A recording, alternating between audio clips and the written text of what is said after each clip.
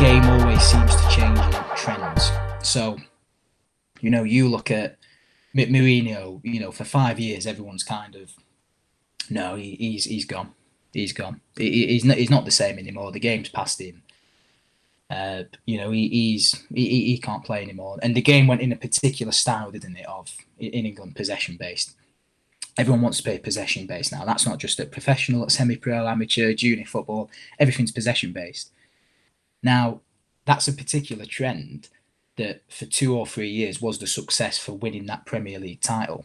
But you look at this season, which I know is a bit of a crazy season with COVID-19 and everything, but it's not the recipe for success this season.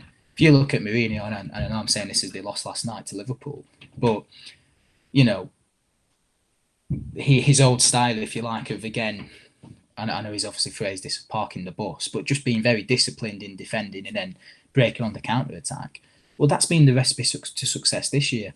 So I think that we have to be prepared as coaches of understanding that, right, not falling for possession. So, like I said, possession-based is the topic, or was the topic from 2016 to 2019 in England.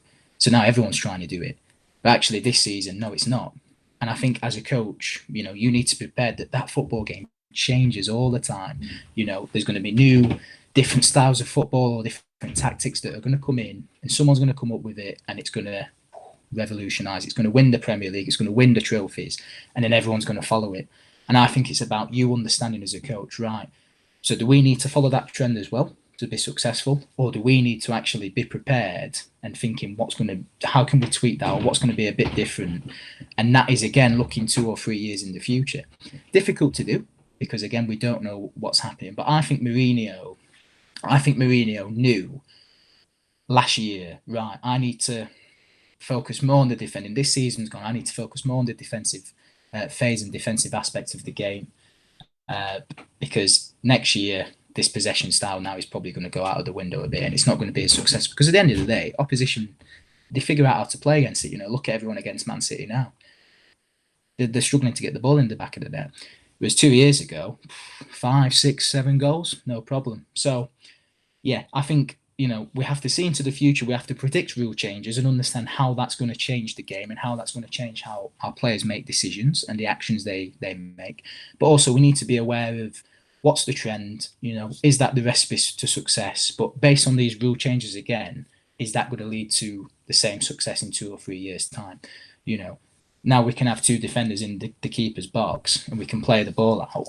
Well, that's great, but it invites the attacker to come and steal possession, so it isn't actually as effective as it maybe was 2 or 3 years ago.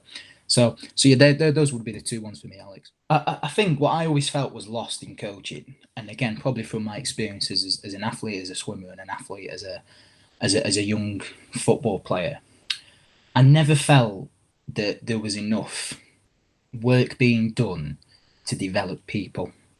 I think everything was always done about developing the player. Now, obviously, particularly in the professional game, players are being played to perform. So yes, there has to be a lot of effort into developing players to become the best player they can be. But, for me, you think about mental health at the minute, that's suddenly been broadcast, if you like, over the 2 or 3 years. But actually, it's been going on for 8 years, but no one's ever been aware of it.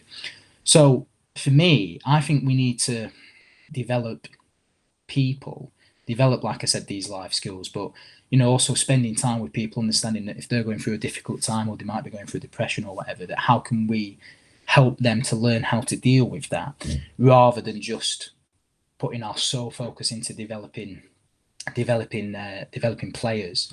So for me, that is something I really am actively looking to change. I think every role I've ever been into, specifically more in the last 2 or 3 years since I've been made conscious to what I want to do, I have put a lot of my own time and effort outside of the training pitch or outside of the games to speak to people. So, I think about the role this year with that Centralians team.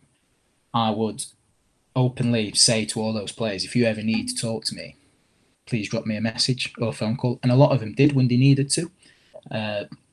I made sure that I put little slots where I could give them feedback sessions, and that also gave them a chance to talk and and help there, but also feedback sessions to help develop him as a player, but also, what skills can, so like I said before, communication or confidence or whatever it was going to be, a bit of leadership.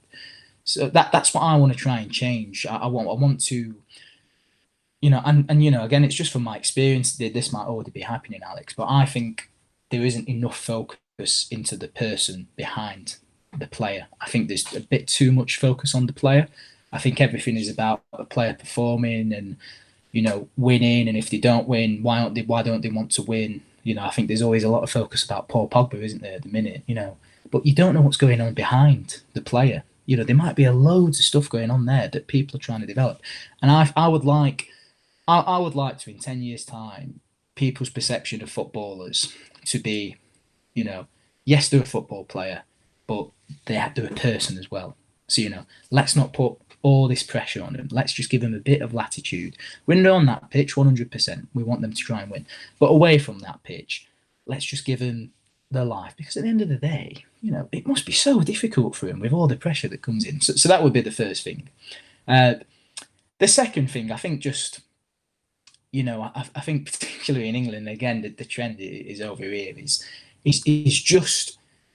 it's just changing that mentality. And again, I know we've spoken, it's already kind of happening, but just allowing players just to be creative and adaptive. I think, again, just at the Centralians, I can remember one of the players did a move and there was a couple of fans and they went, "You need to coach that out of her."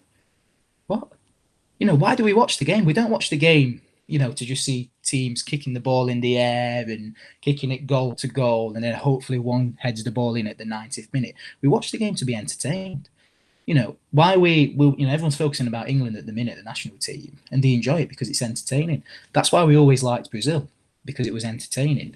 So, for some reason in England over the last 30 or 40 years, that all went out of the window. But for me, I want to change that, particularly over in England, because that's the perception of, why do we watch football? We watch it to be entertained. And of course we want to win, I'm not saying that we don't want to win, but let's be entertained and win, rather than just watching a boring game that we're paying 50 or 60 quid for. I think about my team, Sheffield Wednesday. For years, it was just lobbing the ball forwards, someone trying to get ahead. What a waste of time.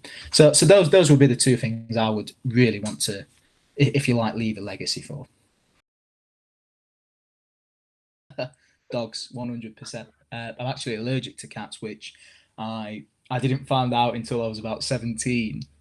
I think I went to a friend's house and actually stroked a cat, and then suddenly just had this ridiculously allergic reaction. But no, always dogs for me. Always love dogs. Cold, I think. I don't know. I mean, my parents always say this to me. It's like at the minute with winter, they'll be in jumpers and coats and leggings or joggers, for example. And I walk out and take the dogs at the top of the shorts. I don't really feel the cold. So hot is the worst thing, actually. So I'd rather be cold than hot, I think. Arctic monkeys crying lightning.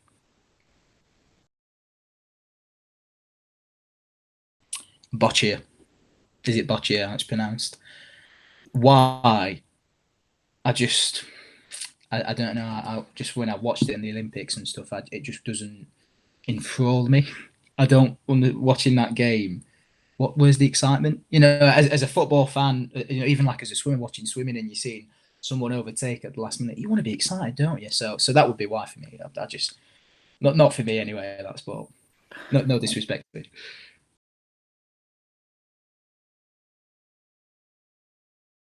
Always wanted to fly. I think, thinking even as a football fan, if you can imagine if you could just fly over and just watch a game just at the top, you'd have the best view in the house. So to fly, 100%. Probably a shark, because I've always, like I said, grew up as a swimmer. I've always really liked being in water, which is something that you don't often say. But I do. I really enjoy just laying in the bath or whatever. I've always liked being in water. Uh, but yeah, I couldn't see myself being like a fish that's always having to hide or be in fear of being eaten. I just couldn't live like that. I'd have to be the hunter. I wouldn't want to live in fear. So yeah, I guess I'd be a shark.